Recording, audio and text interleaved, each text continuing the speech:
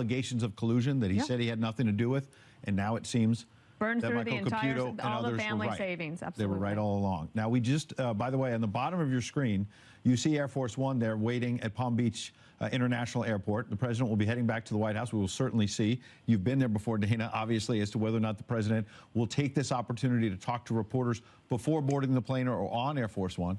Not that I have any advice to give, but I would wait until he's back at the White House. And I think because yes, I think that it is a moment that you really want to get it just right, and he can do that this evening or tomorrow morning. Talk about it on the plane, figure out exactly what you're going to say, have the backdrop of the South Lawn of the White House, perhaps. In the meantime, but if he does it, we're going to bring it to you live. Absolutely.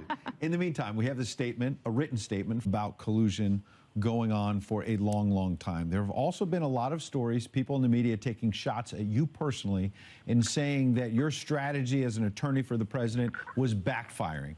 Do you feel some personal vindication this evening? Well, I say our whole team does, absolutely.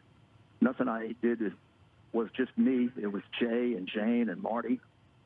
We're a team. We've not exonerating him. On obstruction. And prosecutors don't exonerate, guys. They don't exonerate. Real quick, Mr. Mayor. You can't prove a negative. Real quick, we have about 30 seconds. You have said for a long time you were putting together a report to rebut the Mueller report. Is that now null and void? Do you still feel the need to put out a report? As of today, no. But of course, they haven't put their report out yet. This is just a very, very brief summary. So we have to reserve judgment on that. We have a very powerful rebuttal that I think completely blows out of the water the obstruction claim. But I'm not sure we have to do that. The Attorney General in 2 paragraphs and Rod Rosenstein. Remember, the Attorney General, not just his opinion, it's the opinion of Rod Rosenstein and the Office of Legal Counsel, as well as the Attorney General. Or they think Rod Rosenstein all of a sudden, flipped out. Right. It was ridiculous. Rudy Giuliani, the personal attorney for the President of the United States, thank you very much for joining us so quickly amid this breaking news. Thank you for giving us so much time. Dana, what an afternoon. And Henry, I used to glare at you from the White House podium, but now we're working together. Now we're here together. And we didn't know what a moment to live, to find out in this hour that there was no collusion. Working together through history right now, and that history continues. Incredible. Our colleague Shannon Bream is live in Washington.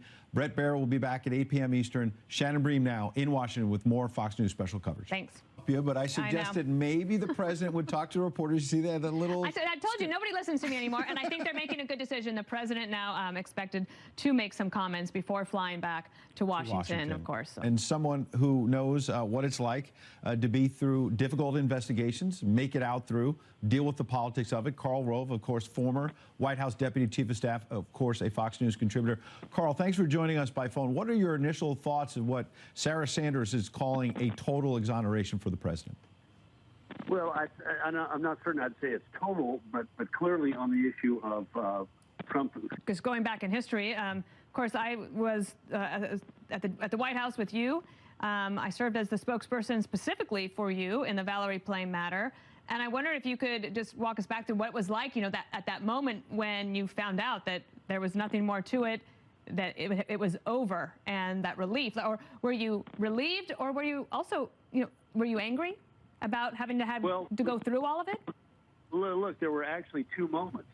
There was the moment when my lawyer called me and said, told the president that I was going to be indicted, and nothing like that had happened at all. In fact, they called my attorney, and they said, we understand you've been spent all day with the special prosecutor, and he said, I took my cat to the veterinarian, and they literally called his vet to find out if that was accurate. It was so. I just remember the frustration and the anger, and also because it is a secret process, you're not allowed to talk about it. And Karl, it's so good to have you on the phone with us. Thank you so much for calling in with your expertise and historical background. I'm sure we'll be talking to you again very soon. Thank you. Great. Thank you.